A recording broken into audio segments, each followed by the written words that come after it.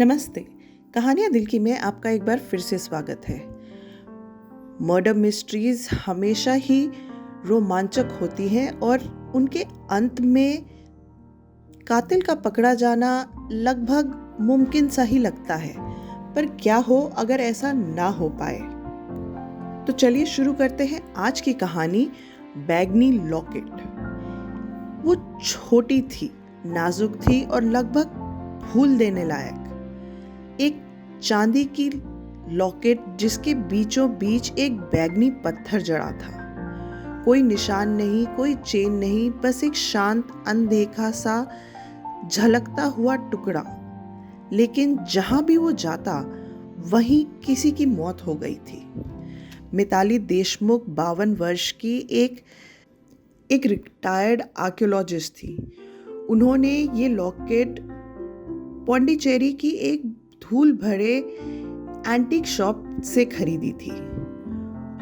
वे अवांछित कलाकृतियों के प्रति अपने जुनून के लिए जानी जाती थी। ऐसी वस्तुएं जो उपेक्षित, गलत पहचान की गई हो या जिनका कोई इतिहास ना हो। उन्होंने वे लॉकेट सिर्फ एक बार पहना, एक डिनर पार्टी में।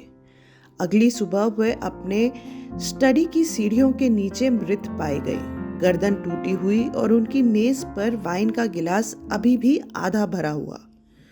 पर वो लॉकेट गायब था। 3 महीने बाद मुंबई में 24 वर्षीय इतिहास की पढ़ाई करने वाले छात्र कबीर नाथ ने इंस्टाग्राम पर एक बैगनी लॉकेट की तस्वीर पोस्ट की।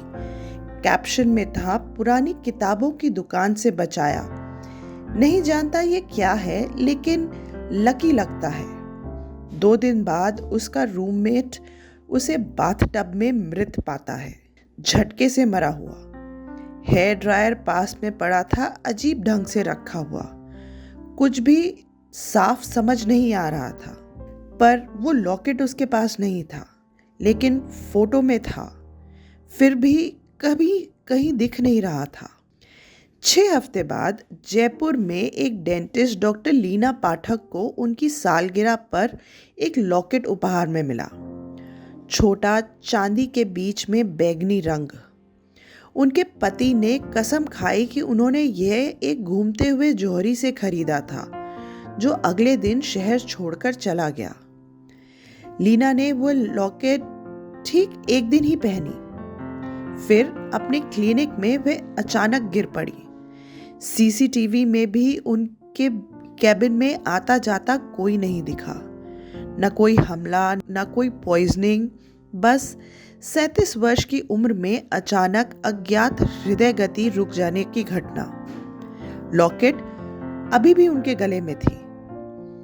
कोई नुकसान नहीं, लेकिन जब नर्स ने उतारने की कोशिश की तो वो क्लैप्स खुद ब खुद खुल गया और चेन जांच मेज के नीचे खिसक गई, मानो जैसे छुप रही हो। इंस्पेक्टर तनेजा को ये केस सौंपा गया। 40 की उम्र में वे शांत और संदेह से भरे हुए थे। उन्होंने तीनों अपराध स्थलों की तस्वीरों में वो लॉकेट देखा। सिर्फ मिलती जुलती नहीं, बल्कि एक जैसी। उन्होंने एंटिक की दुकानें, नीलामी साइटों और पारिवारिक विरासतों तक का खोज करने की कोशिश की, पर कोई भी सुराग नहीं दिखा। पत्थर एमेथिस्ट नहीं था, न कांच, न क्रमित। प्रयोगशाला की रिपोर्ट अज्ञात संरचना, संभवतः रंगा हुआ क्वार्ट्ज, लेकिन असामान्य ताप चिन्ह। जहां भी ये लॉकेट गया वहां कोई ना कोई डेथ जरूर हुई। ना कभी डीएनए मिलता, ना कोई खरीद की रसीद, सिर्फ लाशें। फिर इंस्पेक्टर तनेजा की डेस्क पर एक संदेश पहुंचा। ना भेजने वाले का नाम, ना तारीख, बस एक छोटा सा लिफाफा जिसमें एक कार्ड था। उस पर हाथों से लिखा हुआ था, ये उन्हें मारती नहीं है, सिर्फ उन्हें चुनती है जिनकी मौत पर कोई सवाल नहीं उठाएगा। और नीचे छोटे, मुश्किल से पढ़े जाने वाले अक्षरों में, लॉकेट अभिशापित नहीं है, ये एक बहाना है। तनेजा सबूत कक्ष में लौटे। लटकन गायब थी। कोई जबरन घुसपैठ नहीं, कोई सीसीटीवी रिकॉर्डिंग नहीं। उन्होंने तस्वीरों को फिर से देखा, जमा किया, और इस बार उन्होंने वो देखा जो पहले छूट गया था। हर परावर्तन में कांच, धातु, कबीर के शीशे में कोई ना कोई बस दूर जाता दिख रहा था, इतना धुंधला कि पहचान ना किया जा सके, इतना दूर कि नामुमकिन सा लग रहा था उसके चेहरे पे कोई भी निशान ढूंढना। लेकिन हमेशा वही कोट, वही चाल और वही दिशा।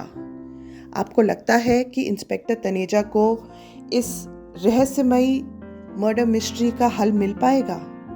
आशा है आज की कहानी पसंद आई होगी। कमेंट्स में ज़रूर बताइएगा आपको ये कैसी लगी। धन्यवाद।